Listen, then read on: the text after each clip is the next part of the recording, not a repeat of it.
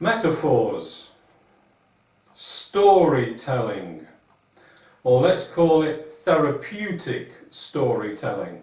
Now I know there's loads of you out there going to go, well, we did metaphors on my course, but how long did you actually spend on it? And were you just told, go away and read these scripts? I know quite a few people, that's how they were taught metaphors. I know one particular school never teaches metaphors because they think it's of no value whatsoever. At least it's taught by most. But most people genuinely don't know how to use metaphors effectively. In fact, we run our lives with metaphors, we use them all the time, people just don't seem to realise. Oh, I feel as sick as a dog. Well, just how sick is a dog? But the point is, it emphasises, I feel as sick as a dog. Oh, it emphasises, oh, I've got a headache. Oh God, it's like a man with a sledgehammer in my head. Well, nobody actually knows what it's like to have a sledgehammer in the head because they would be dead. But you get what I mean. Oh, I'm so dry, I could drink a well. I'm so hungry, I could eat a horse. Let's see you try. They emphasise, we use them so, oh, I'm so depressed. I'm carrying this heavy weight around with me.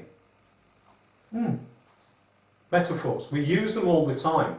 In fact, our brains are hardwired for stories and metaphors. Why do you think we get hooked on soap operas? Why do you think we love films?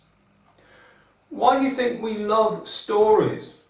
We do. You see, before there was writing, before there was telly, before there was videos, before there was the internet, there was books. Wow, stories, we could read them. Before that, we used to sit round the campfire telling stories.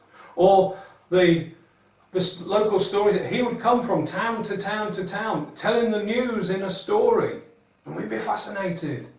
The wandering minstrel playing his lute, telling the stories. We loved it. Now, most people actually don't really know how to tell a story properly. They don't know how to write a story properly, a therapeutic metaphor. Well, on this one-day workshop, and again it's another one of my what I call long days, getting on for 8 hours of training here, maybe it could even stretch a bit more, but it's more than likely 8 hours. You will learn the different types of metaphor, because most people just think, oh, it's a metaphor.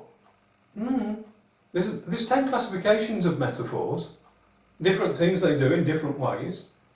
You'll learn how to write your own metaphors for each of those different styles, where to get concepts and ideas from, because you need them.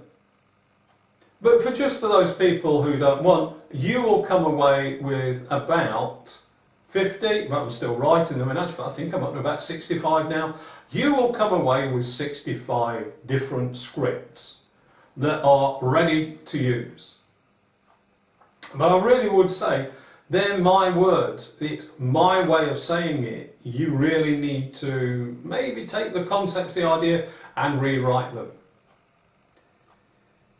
And there's some of them, they're aimed at, say, like a 6 or 7 year old, and then same story but done differently for teens. Now the other thing is, these metaphors, these stories, although they're aimed mainly at younger people, they can virtually all be used for adults. Because even adults will still play with their kids, and they will still play with toy soldiers, or they will play with dollies and other things. Or they will help people. So just think about this. This is a whole different way. And also, just think about the potential of being able to do these sorts of things, recordings to sell. Therapeutic stories to sell. Therapeutic stories for someone to play at night for their child, so the story helps them get to sleep, but also lets them go to sleep thinking about how they can solve their problems. Maybe they take that story into dream world and work with it. Have a think.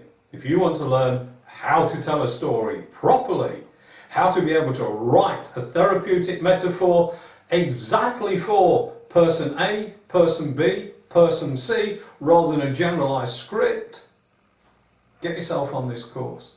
And like with all my courses, I've only got a small training facility, places are limited. Get booked on soon.